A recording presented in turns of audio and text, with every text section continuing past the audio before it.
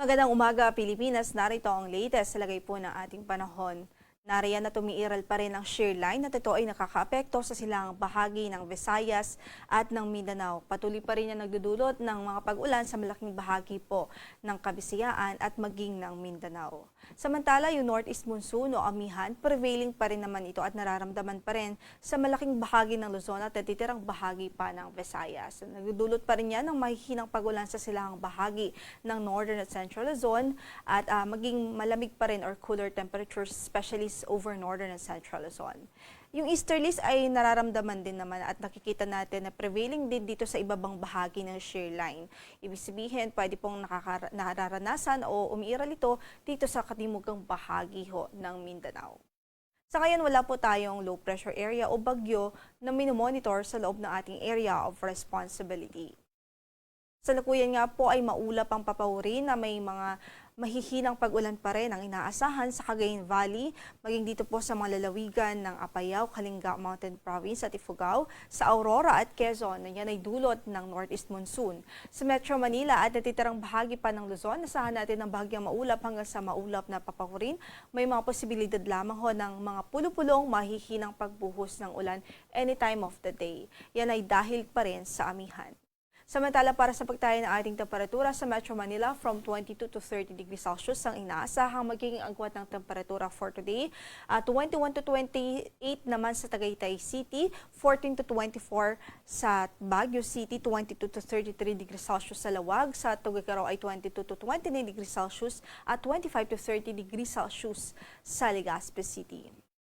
Samantala, ang Eastern at Central Visayas at maging dito po sa Caraga Region, Davao Region, Northern Mindanao, maging sa ilang bahagi ng Sorsogon, partikular po dito sa Cotabato, South Cotabato at Sarangani, maging sa Sulu Province. Asahan natin ang maulap pa rin na papawirin at mataas pa rin yung tsansa ng mga pag-ulan dahil pa rin sa epekto ng shear line.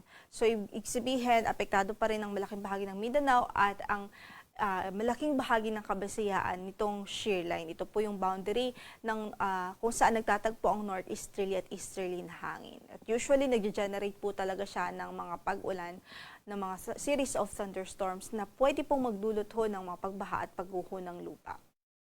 Samantala, sa natitirang bahagi ng Visayas ay isolated light rains naman ang pwedeng maranasan dahil sa amihan, habang sa natitirang bahagi ng Mindanao ay pwede po ang mga localized thunderstorms.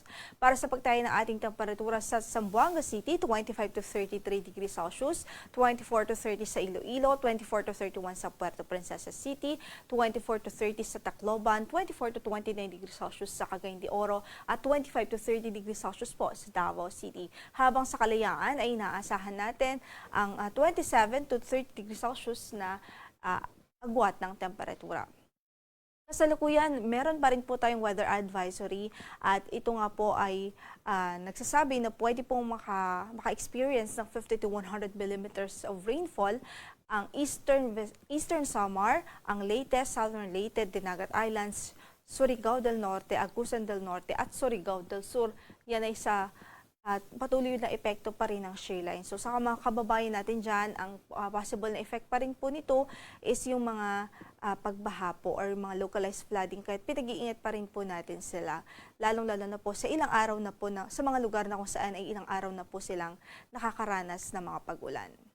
By tomorrow ay pwede pa rin mag-continuous yung pag-ulan sa ilang bahagi ng Eastern Visayas at sa Northeastern Mindanao. So pwede pa rin yung 50 to 100 millimeters of rainfall dito sa Eastern Samar, sa Leyte, Southern Leyte, Dinagat Islands, Surigao del Norte at maging sa Agusan del Sur. So ingat po, extra precaution ang ating advice sa ating mga kababayan doon, maging alerto sa mga banta po ng pagbaha.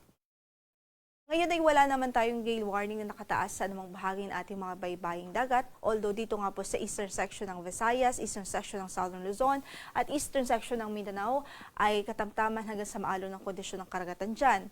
Kaya't pinag-iingat pa rin natin ang ating mga kababayang mangingisda, lalong-lalo na yung mga gumagamit ng maliliit na sasakyang padagat. Ang sunrise po natin for today is 6:18 in the morning at lulubog ang araw mamaya sa ganap na alas 6:02 ng gabi. Ito po si Lori de la Cruz Galicia. Magandang araw po.